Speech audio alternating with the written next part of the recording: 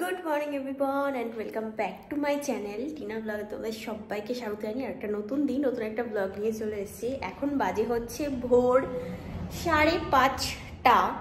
আজকে রাতে একদম ঘুম হয়নি, জানি না কেন, মানে গতকালকে এতটাই ঘুমিয়েছি, ঘুম আমার পুরো পুষিয়ে গেছে, এটাই আর কি মেন ব্যাপার। তো ওই জন্যই ঘুম যেহেতু হয়নি তাই খিদেও পাচ্ছে। এই এখন ভোরবেলা অনেকক্ষণ থেকেই পেয়েছে, বাট ওই উঠবো এরকম করতে করতে কখন যে ভোর 5:30 বেজে গেছে আমি নিজেও জানি না।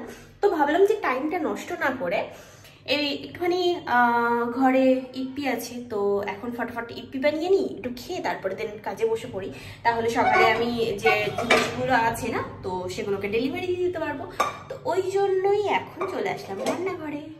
তো এদিকে বসিয়ে দিয়েছি, ইপ্পি হচ্ছে, আর ব্রাশ নিয়ে নিলাম। আগে দাঁতটা মেজে নিই। যতই হোক রাতে ঘুম হোক বা না হোক, সকালবেলা উঠে এরকম মুখে খাওয়া অসম্ভব ব্যাপার, ঠিক আছে? তো দাঁতটা মেজে নিই, তারপরে সেবা করে কাজে বসবো। নিয়ে চলে আসলাম ইপ্পি, গরমা গরম ধোয়া উঠছে, তো এখনই খেতে পারবো না, একটু ঠান্ডা না হলে। নাও একটা প্যাকিং আর কি করে নিই। এখানে দেখতে পাচ্ছ এই যে প্লাস্টিকে সব রাখা, এগুলো সব করতে হবে। তাহলে আজকের দিনটা এভাবেই শুরু হলো, চলো। তো এখানে এই যে কিছুটা প্যাকিং হয়েছে, কয়েকটা প্যাকেট। আর এখন সকালে মর্নিংয়ের এই যে সুন্দর মিষ্টি রোদটা, সেটা আসছে আমার এই রান্নাঘরের জানলাটা দিয়ে, ওই ভেন্টিলেটরটা দিয়ে, কি দারুণ লাগছে।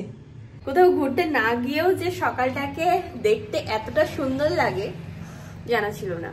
যাই হোক, বাইরে একদম কুয়াশাচ্ছন্ন, বাট সত্যি ভীষণ ভালো লাগছে। আকাশটা দেখো দারুণ লাগছে, একদম কুয়াশা কুয়াশা চারিদিকে। আমি জানলাটা খুলে দিলাম, জাস্ট যে ঠান্ডা হাওয়াটা সেটা ঘরে ঢুকুক, ভালো লাগছে।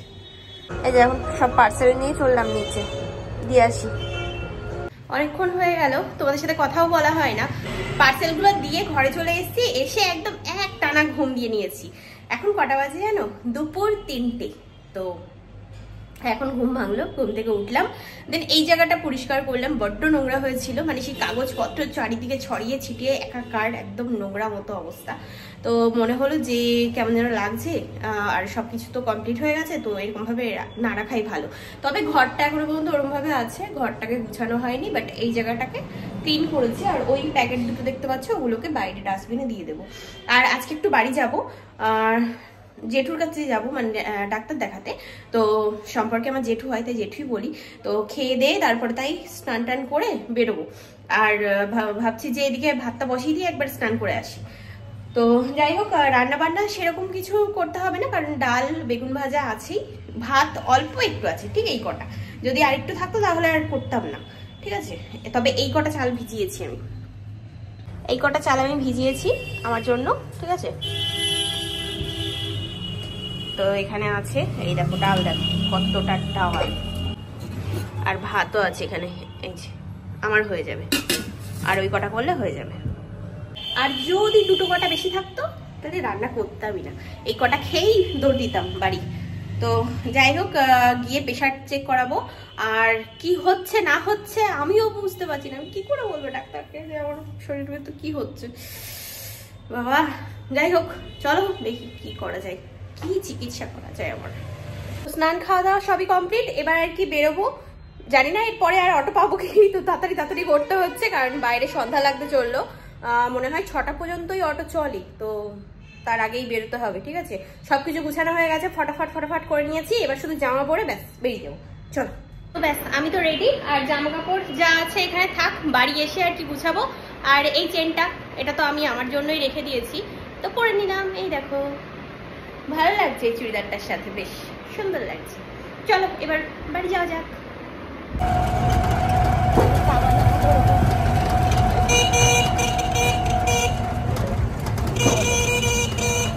একটানা অটো তো আজকে পেলাম না, তো টোটো করে আর কি ঘোষবাড়ি পর্যন্ত আসলাম। এখান থেকে অটো পেয়ে যাব আশা করি। এই যে ঘোষবাড়ির সামনে এসে দাঁড়িয়ে আছি, আশা করছি পেয়ে যাব। তো এখন অটোর অপেক্ষাতে দাঁড়িয়ে আছি, দেখি কখন আসে অটো বাবাজি। বা যদি বাসও পেতাম না তাও চলে যেতে পারতাম, কিন্তু কি করবো দেখা যাক। বড় বড় গাড়ি যায়, লরি টরি এগুলো ওই একটা আসছে, অটো আসছে।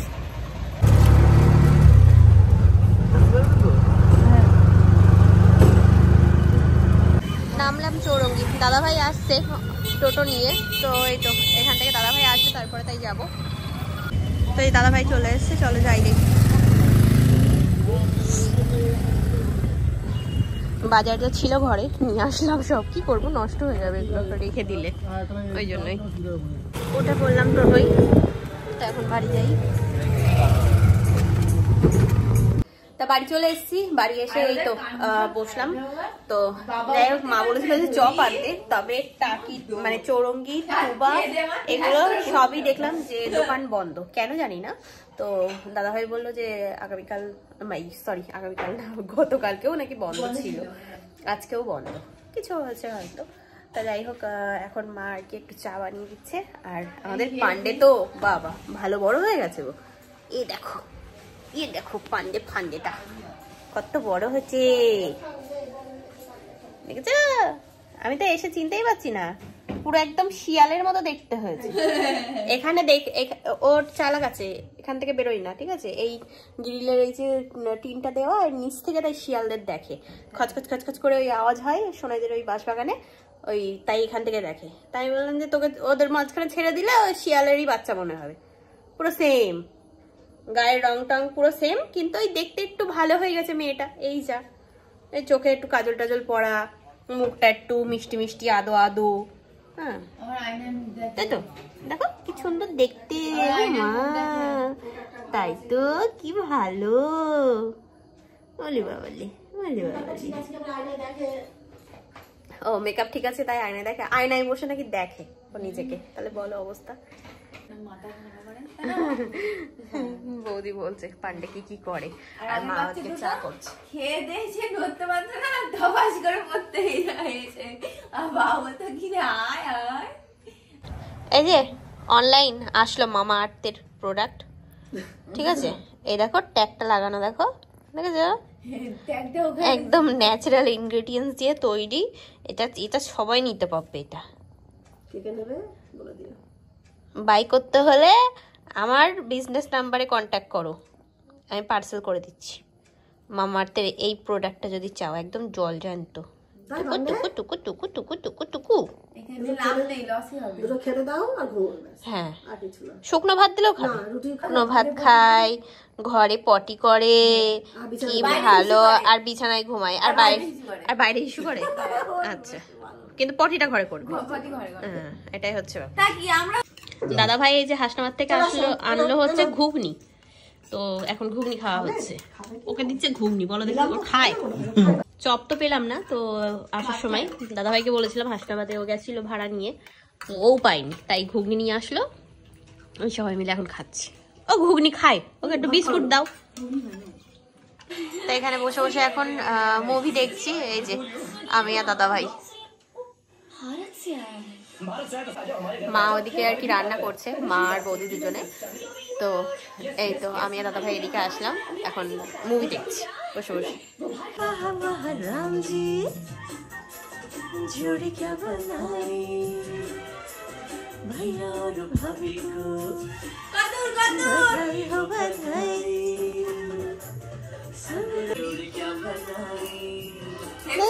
আমরা এখানে আনন্দ করছি।